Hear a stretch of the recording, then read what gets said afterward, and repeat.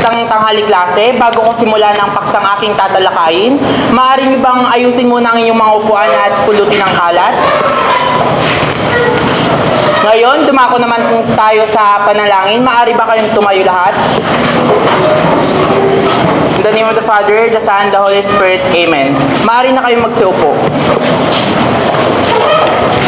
Bago ko sisimula ng paksang aking tatalakayin, maaari niyo bang sabihin ang lesson na aking tinalakay nung last week?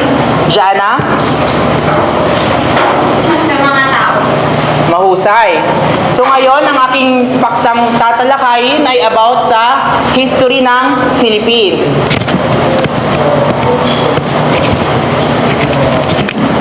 So, alam nyo ba kung saan nanggaling ang pangalan ng ating bansang Pilipinas, which is the Philippines? Melvin? Tama. Ito ay si King Philip II.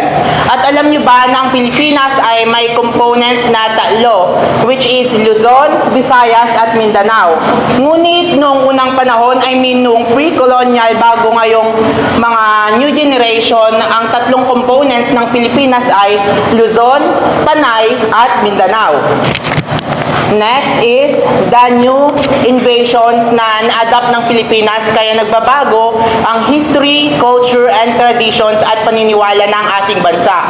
Dati, kalesa lang tayo, ngayon mayroon na tayong mga bus, may mga jeep na, and may mga kotse na kung saan nagbabago ang ating mga paniniwala at kung paano yung pamumuhay natin sa bansang Pilipinas.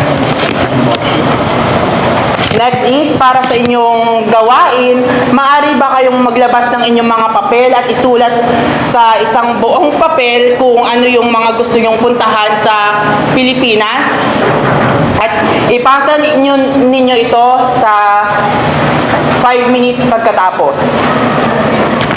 Maaari nyo nang ibigay ang inyong mga papel.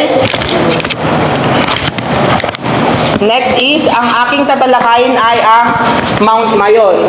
Alam ko sa inyo na maraming mga nagsasabing Mount Mayon ang gusto nyong puntahan dahil napakaganda nitong shape na parang cone ng ice cream. And next is the Chocolate Hills.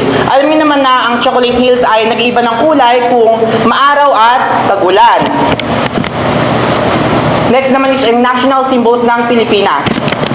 Para sa national symbols naman, ang national fruit is a mango kasi nagsisimbolo siya ng puso ng tao. Ang Carabao naman is yung strength ng mga Filipino, and ang anahaw naman is yung national leaf ng Philippines.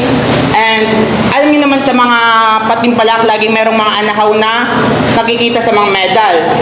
Para naman sa inyong takdang aralin, magsulat ng santaysay tungkol sa mga natutunan nyo ngayong araw. Maraming salamat. Goodbye.